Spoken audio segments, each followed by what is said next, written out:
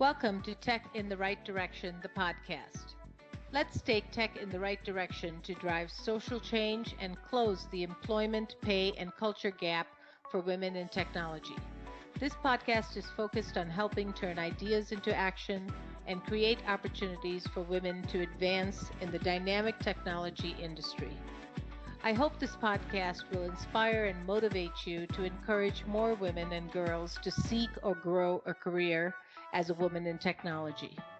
Stories about the journey of amazing women in the tech field starts right now. Welcome to Tech in the Right Direction, the podcast. This week, I'll be speaking with Whitney Cathcart. Whitney is the co-founder and chief strategy officer of 3D Look, the global leader in AI-first, contactless body measuring and fit solutions. Whitney has spent nearly 3 decades working in executive leadership positions for some of America's leading branded, celebrity licensing, and private label manufacturers, delivering apparel products to the biggest names in retail. Whitney also holds a certification from MIT in artificial intelligence and is an expert at understanding the intersection of fashion, retail, ecosystem, and technology. Welcome to the show, Whitney. I'm so excited to have you. Jennifer, thank you for having me. I'm thrilled to be here today as a guest. That's great. Let's get started. So, Whitney, as a woman in tech, can you share with us your career journey and how you got to where you are today? Yeah, sure. I'd love to. I have kind of a unusual journey to tech in that I don't have a traditional technology background. I actually spent almost 30 years in the application space. So my background comes out of fashion and manufacturing. And if you think about it, actually, and a lot of people don't look at it this way, but there is a technical side to making a garment in that there's a pattern made in the same way that, an architect creates a home, or an algorithm is built from, a bunch of numbers, say. Mm-hmm. So in many ways, it was kind of only natural that I end up on this side. But really what got me over here is that I had felt that the apparel industry and the fashion industry was kind of way behind where I saw other sectors. And I wanted to essentially kind of look at the back half of my career where I was working using technology to actually bring a lot of what I knew, my expertise of being in manufacturing for so many decades, into the future. And I knew that doing that would require a technology foundation. And so I took some courses in AI and immersive computing. And then nevertheless, I landed with a great co-founding team who are all technical.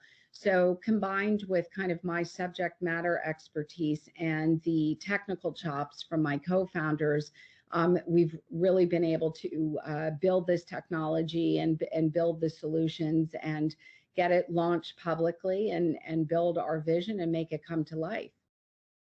That's amazing. So you say that the apparel industry was way behind. Tell me a little bit more about that. Well, I'd still say in many ways it is still behind. I think COVID has certainly accelerated a lot. But if you just think about 3D in general, and you look to different sectors. So as an example, you think about the automobile industry who's been using 3D in design for many, many decades. The apparel industry has been pretty slow to kind of innovate in general. 3D was something that, I had my first experience with as relates to fashion back in, I think it was 2013-ish, 2014-ish. But even if you look at kind of where we are today in 2021, there's still a large part of the industry that is not using 3D yet to design. And 3D is a great tool in designing in terms of efficiency and lowering costs in, say, design rooms, right? So you just think about the cost that a design team incurs in actually creating samples, having those samples often made in China and then having to be shipped back here. So I knew in general that the industry, and just based on the amount of Excel spreadsheets we were using, I knew in general that the industry had been kind of slow to adopt technology, and more than just 3D. And fit tech was an area that I was very interested in. And so it was kind of a natural progression to be involved with a company that is really, pioneering fit technology and helping to kind of bring efficiency to a lot of the kind of old archaic ways that we go about thinking about designing product and bringing product to life. That's yeah, that's so true. So, what are some of the reasons that you think they are behind? Is it cost? Is it the mindset? Is it a combination? What do you think? Yeah, that's a good question. I honestly, I think it's a kind of a combination of all of it. Mhm. It's a first of all, fit and sizing is a super, super complex problem to solve for. Mhm. Garment manufacturing is actually quite difficult. What goes into actually making a t-shirt, I think would surprise people in how complex it is and how many different components go into it and how many people touch it. So number one, you have kind of like just the sheer automation of that process. And it because it touches so many different types of people, it's not one technology that automates that. And there's lots of people, around the world that are working on different pieces of automating that kind of ecosystem. Mhm. Designing a garment, taking a pattern from 2D to 3D, that's one technology. Fit and sizing and creating an avatar from photos and being able to compute measurements from that avatar, that's a different technology. Automation in manufacturing, that's a different technology. Automation in kind of last mile delivery and what's going on in kind of distribution, those are different technologies. So it's not like one technology is right for the entire industry. You have PLM system and ERP systems, and everybody kind of manages their own inventory differently. So there's so much that's really not standardized that trying to bring automation to this industry is a really, really complex problem. So you've got that kind of on one piece of it.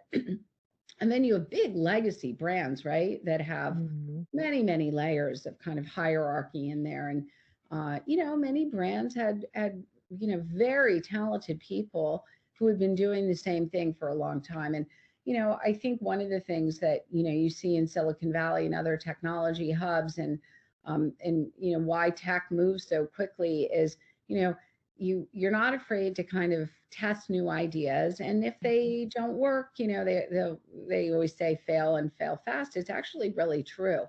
So if you're Mhm. not willing to test new ideas and you're tying everything to ROI, which maybe which a lot of people do, it's hard to attach ROI to emergent technology. And so Mhm. therefore, if you're not willing to test new products and give them a run. And if they don't work, fine, you can chalk it up to you failed and you move on to the next thing. But I think that mindset, you mentioned that a couple minutes ago, that mindset is something that you'll see more in technology companies than you will, say, in legacy brands. And I think it's interesting to note, if you look at a lot of the direct to consumer brands, a lot of the folks that are kind of at the helm, the CEOs, the CMOs, the founders of these direct to consumer digital brands, they don't always have traditional apparel backgrounds, right? So they've gone into it kind of hitting it from a different perspective and saying, boy, what we see doesn't really work. And so they're coming at it from a different perspective where they're not kind of weighed down by traditional thinking and this is kind of the process that's been used for 20 or 30 or 40 or 50 years or what have you. And I think a lot of, even before COVID, a lot of what happened to the apparel industry and kind of the apocalypse, as it had been labeled over the last odd years, it was really baked on people just not really understanding how quickly technology was going to move. And if you go back and look at kind of social media platforms too, right? So Facebook, Instagram, TikTok, all these, platforms that some of them existed in the late 2000s, but many didn't. TikTok's only a number of years old. all of these social media platforms that really have moved into and are continuing to move into quickly into shopping have really, really changed the way consumers, embrace and discover and work with shopping and fashion. And really, anybody can become a brand today. And that ability to do that, 10 or 15 years ago was much, much more difficult. So I think in a lot of ways, a lot of what we've seen happen on top of kind of mobile compute, and, after iPhone was released in 2007, but really what happened in 2009, 10, 11, 12, and so forth, or up till today, actually really, really was the biggest disruptor in, I think, a lot of this, retail apocalypse that we've seen over the last decade. Hmm. Yeah, I loved your analogy of the always focused on ROI because, technology companies, they focus on R&D. They're always testing. They're always, if it fails, it's okay. We'll try it again. And that's all built into their ROI. But a different mindset might be if we fail, then we don't get a return. So it's really interesting to learn more about that thought process.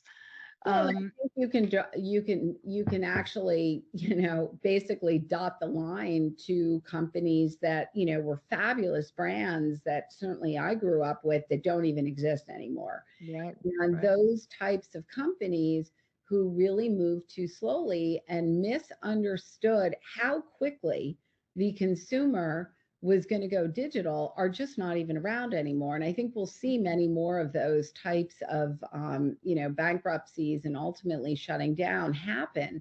And if you think about it, it's really all driven by the consumer, and which is what retail is all about.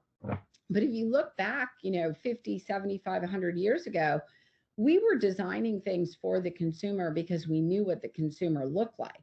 And we kind of lost that over the 80s and the 90s and the 2000s.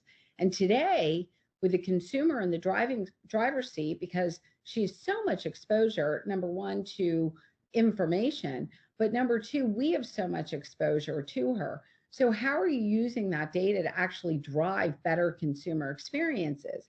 Certain brands, certain companies have understood this better than others. Amazon's probably the best example of that. But we don't all only just shop at Amazon. So my point there is there's huge opportunities for companies to use technology and do a better job, not just communicating with the consumer, but then being able to take that information that you're getting from the consumer and use it in a way ultimately that better serves the consumer. And whether that is making better products, making better fitting products, getting it to the consumer faster, and being able to show her things that are going to fit her based on who she is uniquely. It all kind of drives back to personalization. And in order to do a better job with personalization, you need a lot of data. Mm-hmm. And, there's no better time than now with capturing that data. It's so precious. There's so much information, but you really have to know what to do with it. We do a lot of training on Power BI and, big data, and it's great to have all this data, but learning how to analyze it, learning how to learn more about the consumer, and then wrapping it in a package back to the consumer is not always the simplest. So very, very true. Lots and lots of data. So your career has been in delivering apparel products to the biggest names in retail. Can you kind of expand on that for our listeners? Yeah, sure. I mean, I started in a, traditional sales role in luxury back in the late 80s. I'll date myself. I've always been on the business side of fashion. I've always worked as, more on the sales and product side, merchant side. And I, work for brands that, serve companies from, Bergdorf Goodman and Saks and Neiman's. I was around through kind of the 80s and the 90s, kind of the rise of the teen mall and a lot of the teen brands. Certainly fast fashion. You think about kind of the a lot of the players who aren't even here today. Zara, the beginning of Zara and the Goliath Mm-hmm. that Zara is today. But I spent the bulk of my career in women's apparel, women's and kids apparel, and did a lot of building private label brands for some of the biggest retailers in the U.S.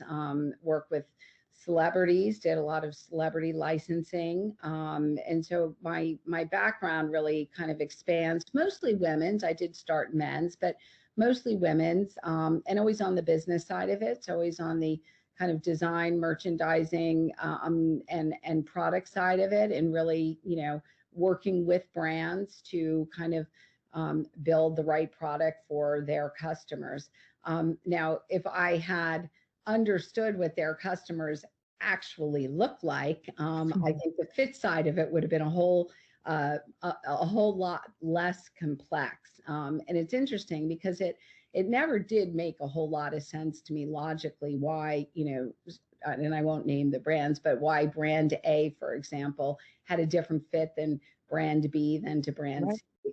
Because right at the end of the day, none of the brands actually knew who the customers were. It was all based on kind of, historical data and what sizes people were buying. But the ability to really zone in and understand what customers actually look like and be able to think about not just solving fit and sizing on the consumer side, but really solving fit and sizing on the product development side, which is, really ultimately the opportunity is, if I always say this, if you think about it very simply, we've been making products for people and we have no idea what the people look like. And so Mm. obviously you're going to have a misalignment there in between, brand fit and what consumers actually would call, this is a great fitting product. It's still a very small percent of consumers going to fit into any one brand's fit because there is absolutely no standardization in fit between brand to brand.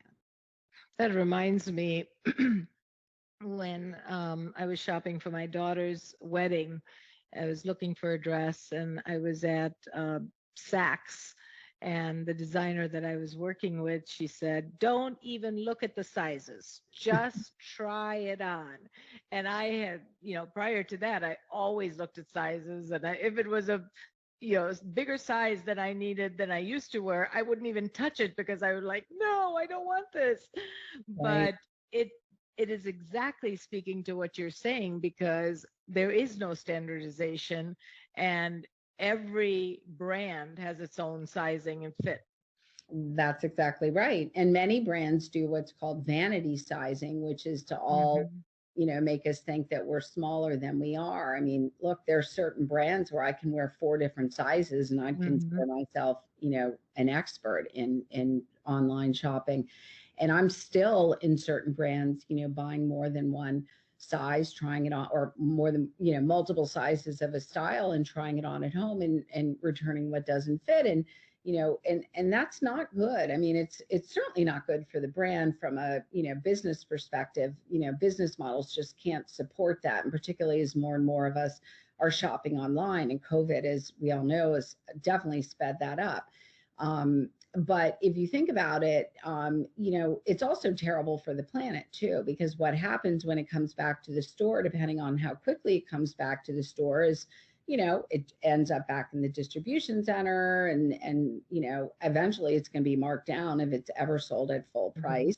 And if Hmm. it isn't sold off there, it ends up, could end up at one of the discounters. And if it isn't sold there, it, ultimately ends up in the landfill. And so, return rates are not good for anybody, not good for businesses, and not good for the planet. And I do see that there's much more kind of education happening around that today than certainly even there was 3 years ago. And I think that that's a really good thing for the planet. I think, the other pillar coming in there, if you think about it, is you've got a younger consumer who's much more aware of kind of just the health of our planet in general too. And you can see it in kind of the beauty sector and also in the food Hmm. sector.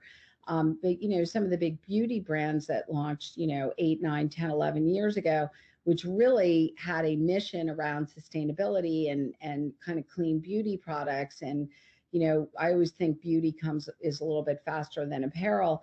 we're seeing that now in apparel and traceability and, a lot of the technologies like blockchain technologies, for example, that are going to enable consumers to kind of look at the lifespan of that garment and what happens when they buy it and they send it back, and that kind of feeds into kind of what's happening over in re-commerce and resale, and the amount of money that's being poured into that sector of the industry.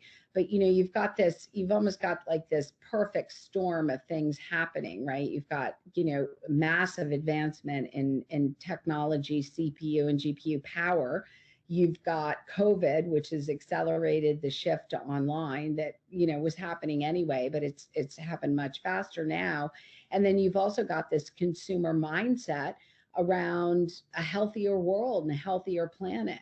And if we're all buying things and they're winding up in the landfill, that's not healthy for the planet. So you've got all of these kind of perfect storms happening right now that are really forcing an apparel industry to really rethink itself. And I personally think that that's, number one, a beautiful thing, but number two, to be part of that is, probably, personally, the most amazing thing I've done in my entire career.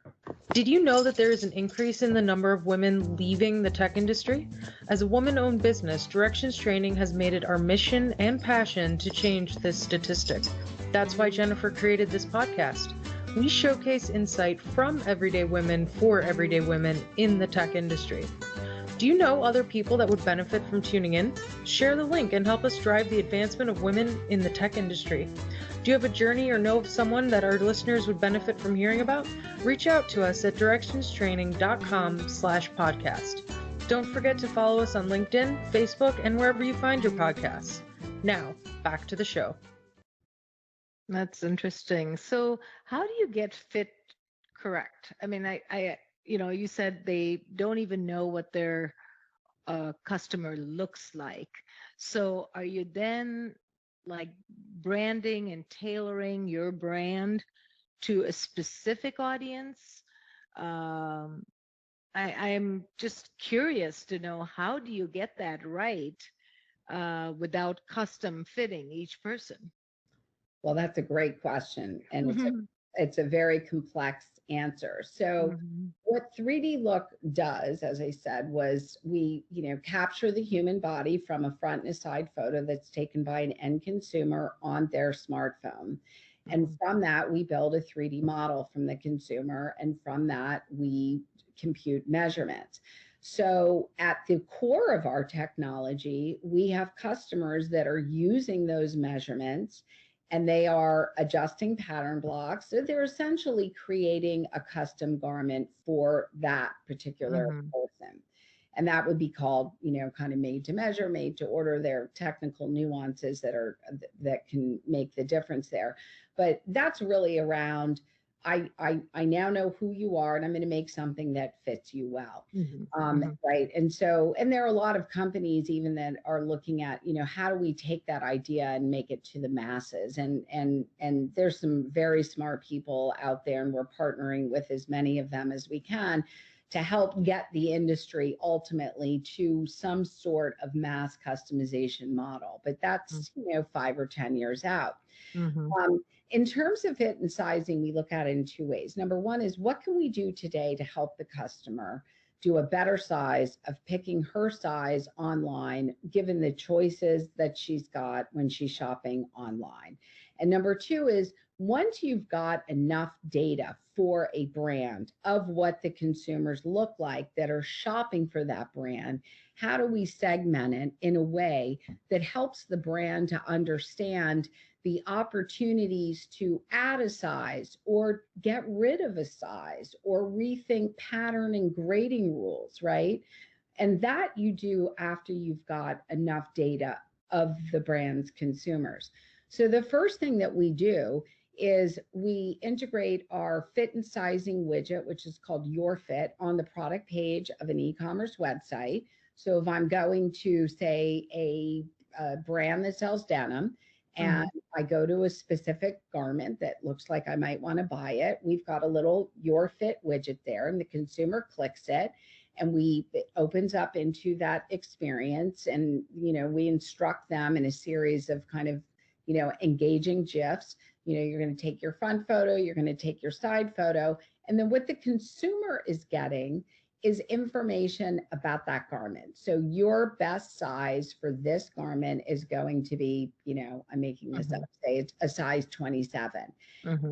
We also would recommend, based on all the things that we know about you, that you might also want to look at this product in this size. So what we're doing right off the bat is we're doing a better job of a consumer having to pull up a size chart or pull up a bunch of information that might be on the website that says something like, the model that you see in the picture is 5'9" and she's wearing a size 0.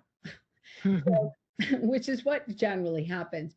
So you have to take the best guess based on your size or your height and your weight, if the weight is given, or a size chart, and say, I think my waist is this. And it's really asking the consumer to do all that complex math to get the right size. Otherwise, she just goes, screw it. I'm going to just, buy 3 different sizes and I'll fill up my shopping cart and it'll arrive and I'll try it on at home and then I'll send back what doesn't fit. Well, 3D Look can do that. We can do a better job that the consumer can do, and we do it in 30 or 45 seconds. But then ultimately the real superpower there is being able to take all of that data and go back to the brand and say, and this is a real life example, is we were able to go back to one of our earliest brands and say, the reality is over 80% of your consumers are about 6 inches shorter. So they're a ½ inch shorter than your base size fit model. So if you're selling bottoms, pretty likely you're going to have an inseam problem there. So ultimately you're helping the brand use data to better serve the consumer. And that's always kind of been the mission of the company. I mean, you talked about this a little while ago, Jennifer, but like a dream for me would be that 3D Look eventually would be able to get rid of sizing altogether so that you become Jennifer size or I become Whitney size, rather than I'm a number or a letter and my numbers and letters based on the brand change, which is very complex. If I put together a spreadsheet of all the different numbers and letters I were based on different brands, it would be a pretty complex model. This is so interesting and fascinating to me. A new kind of conversation that we really haven't had before. I love it. So, we talk about data, we talk about all this information. Let's talk a little bit about AI. How do you use it? Tell our audience what it is. I know many of them probably know it's artificial intelligence, but just how are you using it and how is it changing your world? Yeah, so we use actually, 3 different types of AI. I'm going to say this from a very high level. So we use a combination of computer vision and machine learning and 3D. And the computer vision algorithms basically are identifying the human body on a photo. So we get that front and side photo. And what we're doing is we're using computer vision to identify the human body and block out the background so that, we don't have to put a lot of restrictions on where you're taking that photo, because part of it is in the core technology and the accuracy there, but part of it also, and I would argue as important, if not more, is in the consumer experience, right? So we don't want to have to say, you need to get on X background and it's got to look perfect, because if you're taking the consumer experience away, then nobody's going to use it.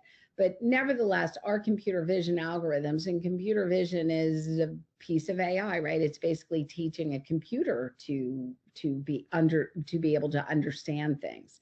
So our computer vision algorithms can identify the human body on any background in tight fitted clothes. Then we identify key points on the body. We delete those photos. So while we're processing, we have blurred backgrounds and we have blurred the head, so we can't identify anybody. And then once we compute and generate a 3D model, which is using machine learning and using 3D algorithms, so we've got a statistical model there, we actually delete those photos. and our machine learning algorithms, our neural nets, which is basically a fancy way of saying deep learning. So how many times are you kind of training a model, right, to identify, say, the difference in between a cat, like a kitty cat, and a tiger? That would be deep learning, right? So, or how many different shades of pink are there, for example? What's the difference between rose versus fuchsia versus magenta? You know, trying to give big world examples here. Um, but our neural nets have been trained on a data set that we collected early on of people in front and giving front and side photos wearing clothing. And also a group of a large data set of people that we actually manually measured. So there was a lot that actually went into building our algorithms and getting us to a place that we were accurate enough to be able to even begin to test the product with our customers and the consumer. And that whole process took about, almost 3 years before we even came out of beta. So it's very complex technology. If you think about it, getting accuracy from, a consumer who's scanning themselves, it's just logically not a simple thing to do. We have a lot of talent, people that are way more talented than me that, have PhDs and all sorts of things, computational and applied mathematics. There's a lot of statistics involved. There's a lot of expertise in machine learning. We've got a lot of experts in 3D.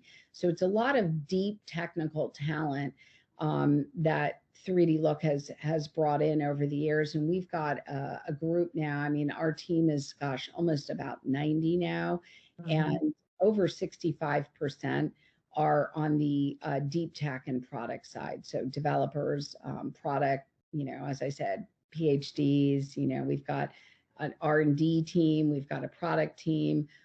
So we've got a lot of world-class technical experts, far more technical than I am.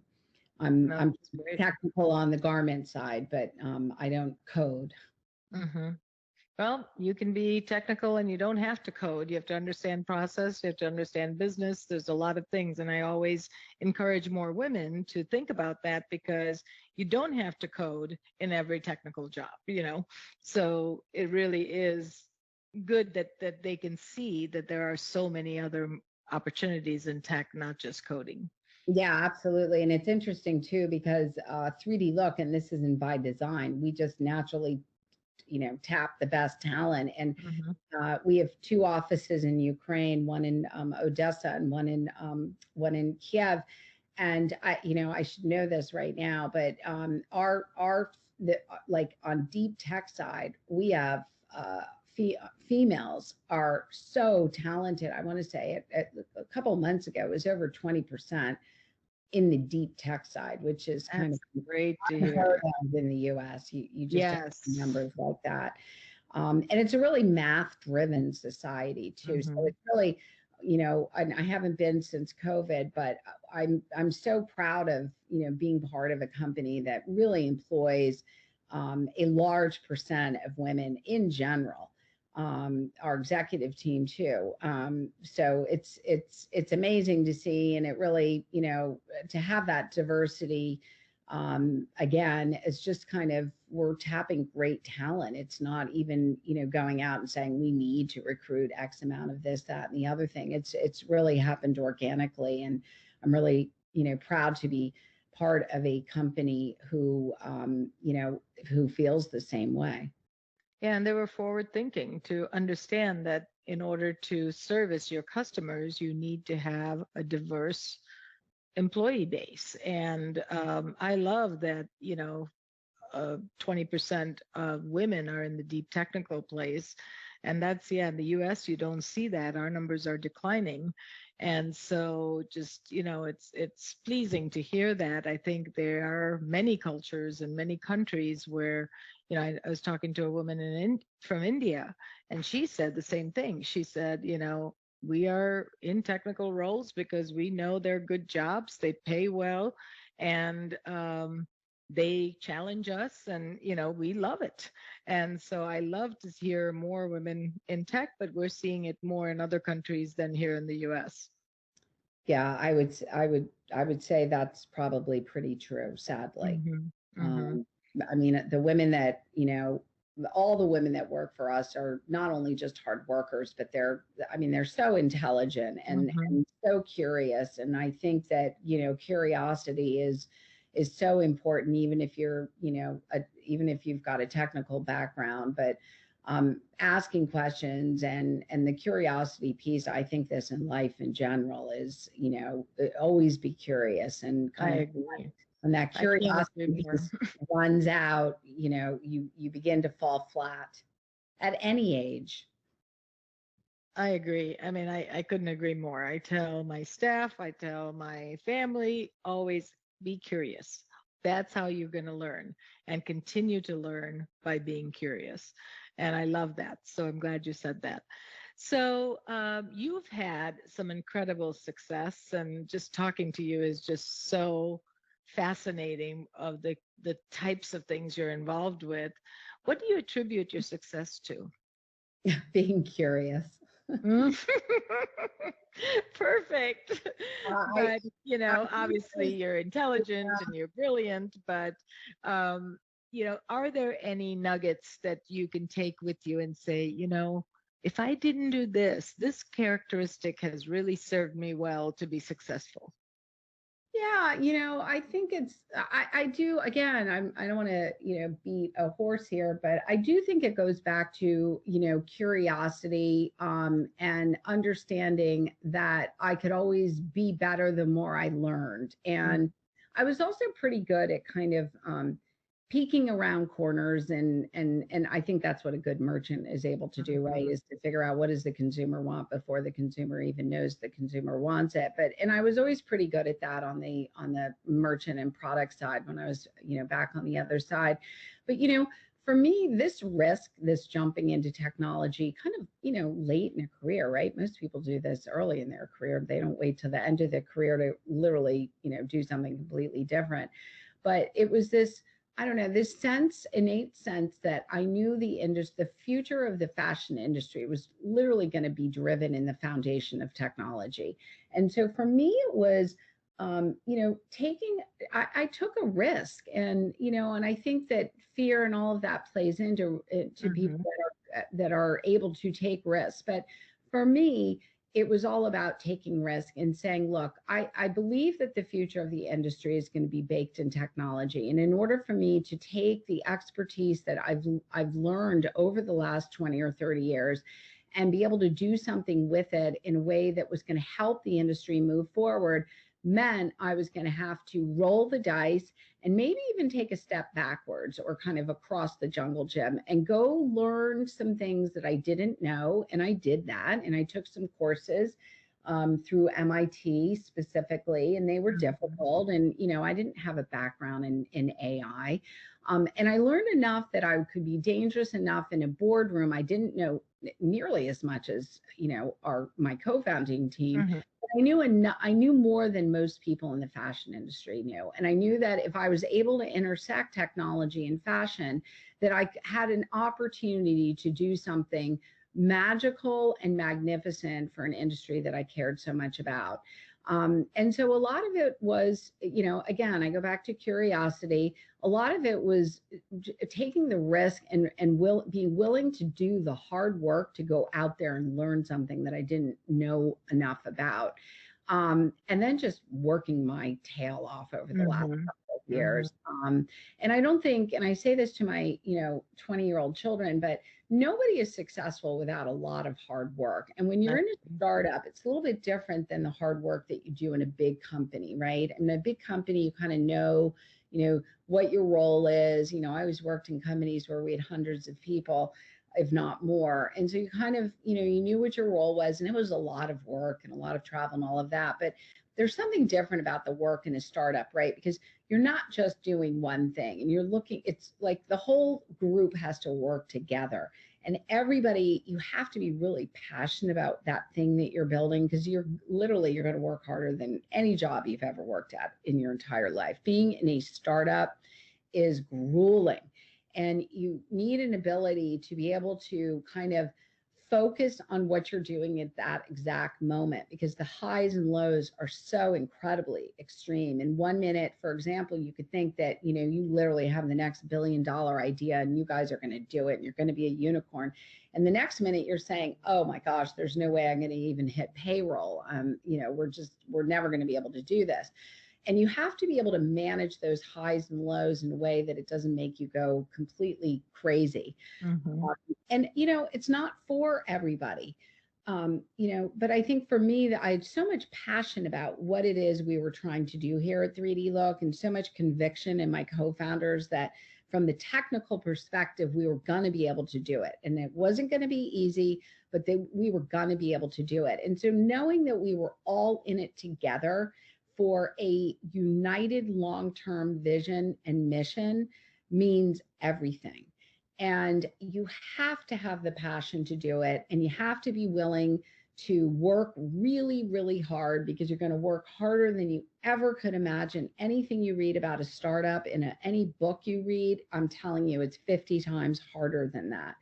So, the ability to be agile, the ability to get through it, the ability to not make yourself go crazy with all the highs and the lows, and to really understand that you're in it for the long haul. If you think you're going to get rich overnight, you might as well not go into a startup, because most fails. You can look at the statistics. Most startups don't get to A. Most startups that get after A don't get to B. The numbers are low that you're going to succeed. They're high, you're going to fail. So you better understand that it's a big market, that you're solving for a pain that, a lot of people find the same pain, and that you're going to be in it for the long haul. And I think if you're curious and you believe in it and your work ethic is strong, then, you've got better odds than if that's all stacked up against you. Right. No, I think you really stated it well. I call it grit, resilience, all of those things. It takes a lot of hard work and a lot of persistence, and, passion has to drive you, because if passion drives you, it's not going to feel like work. Right. And it's so, so important. And I can hear the passion, in your voice about what you do and how committed you are for the success of it, which is so important. All right. So let's do something fun next. What's your most favorite place that you've traveled to, and why? Oh my gosh. Many, many, many fabulous places. I go back to Paris because I had the luxury of actually going to school there for a year, many, many decades ago. And every time I go back and visit it, I always say it's one of the most beautiful cities in the world. I've never been to Africa, and it's on my bucket list, and I hope to get there in the next, I don't know, certainly decade, and hopefully next 5 years. I've had the luxury, and a lot of it because of the industry I've been in, of really traveling to some fabulous places around the world. In Asia, I took an amazing trip with my daughter several years ago to Thailand, and we visited the northern part up in Chiang Mai and kind of the forest. And it was a very different kind of a trip than like a Paris kind of a trip, but it was a beautiful place, and be able to experience that with my daughter was very special. I think right now, if I could go sit on a beach all day long and just and not have a Zoom or a Teams call. No, check out, absolutely check out. Yeah. I think places change over the years too, and kind of based on, what it is you're doing in your life and where you are in your life. No, that's great. Those are great, great thoughts. So in closing, what advice would you give to a woman considering a career in the tech industry? And I know we talked a lot about this with what you attribute your success to, but just if you had one nugget that you could give somebody who is listening, who is thinking, maybe I'll go into tech, maybe I'll try it out, what would you say to her?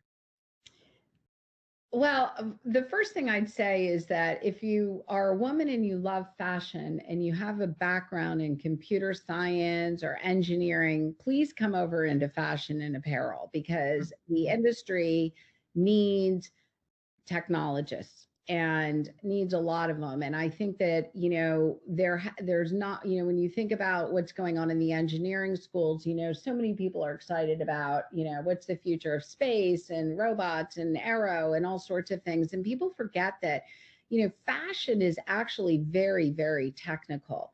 And our industry needs more technologists who have a passion for shopping. I think there's an enormous opportunity for people who are getting degrees in computer science and engineering and also in 3D. There's an enormous opportunity in the fashion industry and apparel and e-commerce and however you want to look at the industry. But there's an enormous opportunity there, and those jobs are going to be well paid over the next decade. So if you're looking at, an ultimate role, at some of the traditional, kind of, I want to go to Tesla or Facebook or, whatever the next, robotics company is, there's also going to be an enormous, and is already today, an enormous opportunity in the fashion and apparel sector. And so, I hope that our schools, and not just the fashion schools, but the great schools of engineering, are looking into the fashion and apparel industry, because they're going to be well-paid jobs, and we need them. And on the other side, I would say, if you're interested in fashion and you're interested in technology, go get yourself a technological background and study computer science and study data and study engineering and study 3D. We need so much in 3D in the fashion world. And so I think the opportunities on both sides of it, whether you're somebody who's in fashion looking to expand their ability to be more hireable, you're going to need some sort of degree in technology. And I would push for 3D in a big way. But data scientists in the fashion industry are, are well needed already. So there's a big opportunity if you've got a degree, or if you're currently in an engineering school, or you're studying data science, to really look into the fashion and apparel industry, because it is not one where people think, oh, I'm going to go, get a double E and a CS degree, and then I'm going to go to fashion. But actually, the fashion industry really needs technologists. Mm-hmm. That's great. And, maybe most women haven't even thought about that. So making that connection is huge, because I would say a lot of women love fashion, and they can add technology to it because it's a learned skill. So that's pretty cool. I love that. Absolutely. I mean, diversity on both sides of it. It goes, it goes both ways. Yeah, no, that's great. All right, Whitney, please share with our listeners how they can get a hold of you. This was such a great conversation, and I'm sure our listeners are going to love it. Oh, well, Jennifer, it's been a pleasure to be here today. And yeah, feel free to reach out to me. My email is whitney@3dlook.me. You can also go to our website. We've got all the information in there about how to reach us. And you can also find me on LinkedIn, Whitney Cathcart, and feel free to reach out. It's been a pleasure to be here with you today. That's great. Well, thank you. It was an honor having you on the show, and I hope to have you on the show soon again. Well, thank you. Honor goes my way as well. Great questions and great conversation. Thank you for listening to Tech in the Right Direction. Please take a minute to subscribe or follow so that you never miss an episode. Also, don't forget to like, share, and comment. Thank you. See you next week. From IT skill enhancements to end-user adoption training, Directions Training is your resource to help optimize the effectiveness of your technology investments. Over 500,000 students have taken advantage of our wide selection of technology and business training solutions, covering the most popular applications today, such as Microsoft 365, Azure, Windows 10, and more. As a podcast listener, we invite you to take advantage of an exclusive offer. Receive 30 days of free access to our Microsoft official curriculum on-demand courses for IT professionals or end users. Visit us at www.directionstraining.com/podcast to claim this offer today. Hurry, this offer is only available for a limited time. Success is a journey. Ask for directions.